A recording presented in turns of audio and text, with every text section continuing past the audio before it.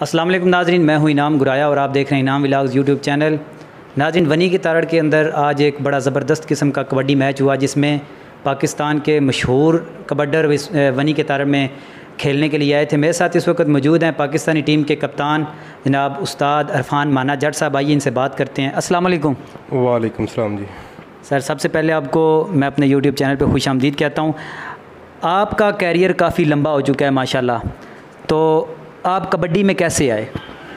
हाँ जी, मैं तकरीबन जी पहले क्रिकेट खेडदा सा ते मेरा उस्ताद सी उत्थे, उन्होंने कबड्डी दे वो भी पहले कबड्डी खेडते रहे ते बाद च भी कबड्डी दे बड़े शौकीन सी।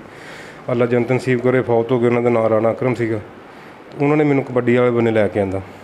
तकरीबन 2000 की गल है जो मैं कबड्डी स्टार्ट की तो 2004 च मैं एयरफोर्स के भर्ती हो गया तो उस तो बाद 2006 मैं पहली दफ़ा पाकिस्तान टीम के खेडिया।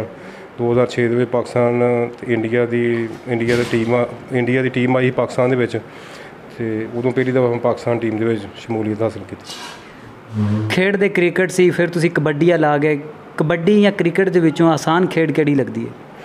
देखो जी, मैं तो समझदा भी ਜਿਹੜੀਆਂ दो चीज़ां ने ना, एक फुटबॉल तो एक कबड्डी, ये बहुत हार्ड गेमां ने। ਇਹਦੇ ਵਿੱਚ ਹੁਣ ਤੁਸੀਂ कबड्डी ला लो, एथलैटिक तो फुटबॉल की ट्रेनिंग, एथलैटिक की ट्रेनिंग तो कबड्डी की ट्रेनिंग, ये तकरीबन 3-4 गेमां रला के 3-4 ट्रेनिंग रला के फिर जा कबड्डी बनती है। तो मैं तो समझांगा भी बहुत हार्ड है ट्रेनिंग जी कबड्डी की, तो गेम भी हार्ड है जी। बिल्कुल, ये तो बड़ी सख्त ट्रेनिंग भी होंदी है। कबड्डी दे विच भी बड़े खतरनाक मोड़ होंदे ने, बाज़ औकात प्लेयरां दीयां हड्डियां भी टुट जांदियां ने। तो अच्छा, ये दसो, पाकिस्तान इंडिया का जो मैच होंदा है उस टाइम तुहाडे पाकिस्तानी टीम दे या तुहाडे एज आ प्लेयर की जज्बात होंदे ने? देखो जी, हर इंडिया की टीम है या पाकिस्तान की टीम में हर बंदा जितने वास्ते जाता है, तो जज्बात तो फिर तुहानूं पता ही है। अवाम दे तुसीं अवाम ही ला लो जी, अवाम के किन्ने जज्बात होंदे ने। तो असीं तो फिर प्लेयर होंदे हैं, साडे भी जज्बात माशाअल्लाह बड़े जोश जज्बे नाल टीम अपना ग्राउंड दे विच जाईदा है, तो जित नूं सामने रख के जाईदा भी इंशाअल्लाह असीं जितना है।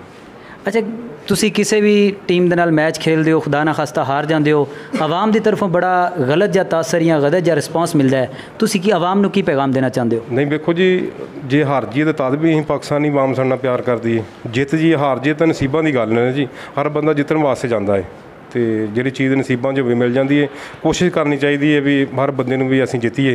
तो जे हार जाए तो आवाम माशाअल्लाह साडे नाल प्यार करती है, कोई ऐसी गल नहीं।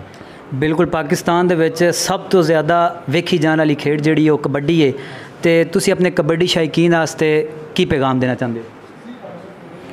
हाँ जी, देखो जी, पाकिस्तान की जी कबड्डी है वर्ल्ड कप पाकिस्तान के होया 2020 के आवाम ने बहुत पसंद किया है, तो आवाम बहुत प्यार करती है। मैं तो ये पाकिस्तानी आवाम का शुक्रिया अदा कराँगा जोड़े कबड्डी नाल प्यार करते हैं। पाकिस्तान सुनिया इंडिया की टीम पाकिस्तान आ रही है, उनके बारे कुछ थोड़ा जिहा दस देवो।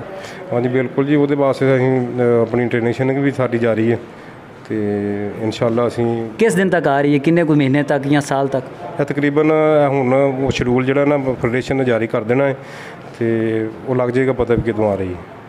नाज़रीन, साडे नाल सी इरफान माना जट जिहड़े फहरे पाकिस्तान ने, तो उन्हें एक बड़ी वड्डी ब्रेकिंग न्यूज़ दे दी है भी इंडिया की टीम जी पाकिस्तान आ रही है, जल्द आ रही है। जोड़ा एक वड्डा मैच पाकिस्तान इंडिया का पाकिस्तान की आवाम नूं वेखण वास्ते मिलेगा।